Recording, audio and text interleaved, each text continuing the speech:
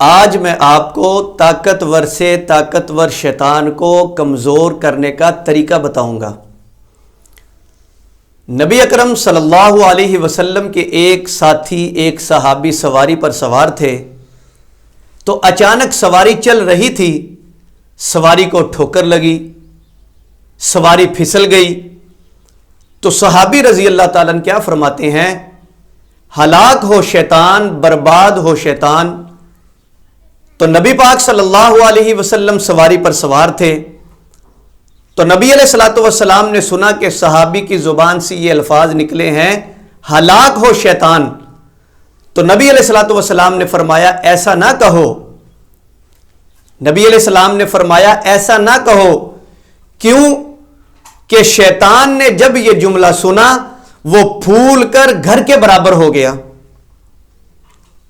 تو نبی علیہ الصلوۃ والسلام نے فرمایا اگر تم یہ کہتے، شیطان کو کریڈٹ نہ دیتے، یہ لفظ کہتے کہ آپ اگر کسی قسم کا مسئلہ آپ کے ساتھ ہوتا تو آپ بسم اللہ کہتے، وہ سکڑ کر پچک کر ایک مکھی کے برابر ہو جاتا۔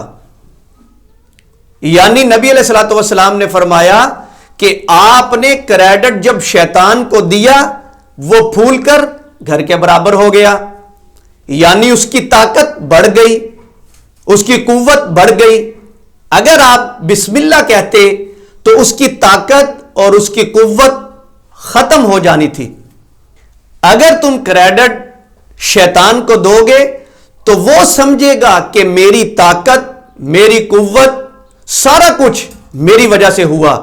تو حدیث پاک کے الفاظ ہیں، حدیث پاک کے الفاظ ہیں بقوتی، شیطان سمجھتا ہے میری قوت کی وجہ سے، میری طاقت کی وجہ سے یہ سب کچھ ہوا ہے، حالانکہ ہر معاملہ اللہ تعالیٰ کی طرف سے ہوتا ہے۔ تو شیطان کو کریڈٹ نہیں دینا۔ اب میں آتا ہوں شیطان کو کمزور کرنے کے فارمولے کی طرف۔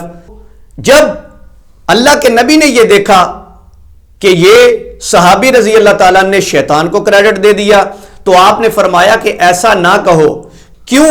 آج کے دور کی طرف ہم آتے ہیں کہ اگر کسی کی شادی نہیں ہو رہی تو وہ کیا کہتا ہے کہ یہ شیطان کی طرف سے ہے۔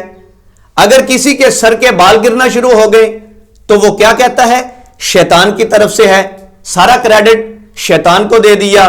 اگر کسی کے ساتھ کسی قسم کا کوئی مسئلہ ہوتا ہے تو وہ کہتا ہے شیطان کی طرف سے ہے، سارا کریڈٹ شیطان کو دے دیا۔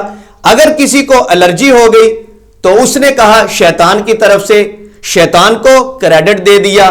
یہ سارے معاملات ہم سارا دن جب شیطان پر ڈالتے ہیں تو شیطان پھول کر گھر کے برابر ہو جاتا ہے۔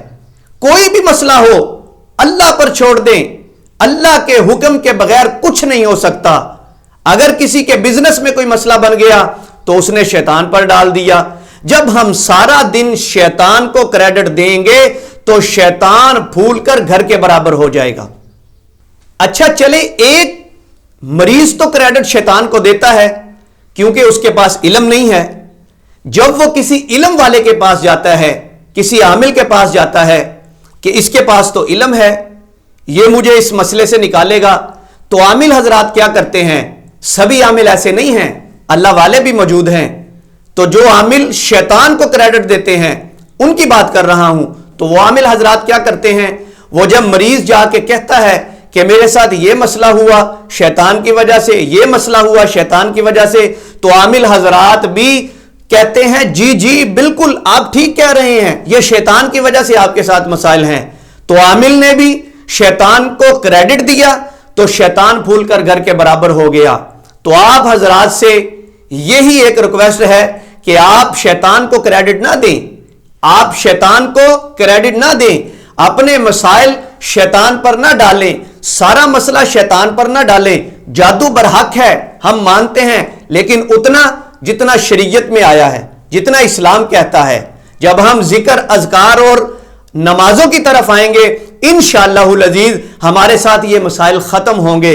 اگر آپ 5 نمازیں پڑھتے ہیں تو 2 نمازوں کا اور آپ اضافہ کر لیں، تہجد کی نماز ایڈ کر لیں اور اشراق کی نماز ایڈ کر لیں، اپنے ذکر و اذکار کو پورا کریں، آپ صبح شام کے اذکار جو سنت نبوی ہے، نبی علیہ الصلوۃ والسلام نے فرمایا آپ ان اذکار کو لازم پکڑیں، انشاءاللہ العزیز اللہ کے فضل و کرم سے جب آپ کریڈٹ شیطان کو دینا بند کر دیں گے، شیطان خود بخود کمزور ہوتا چلا جائے گا۔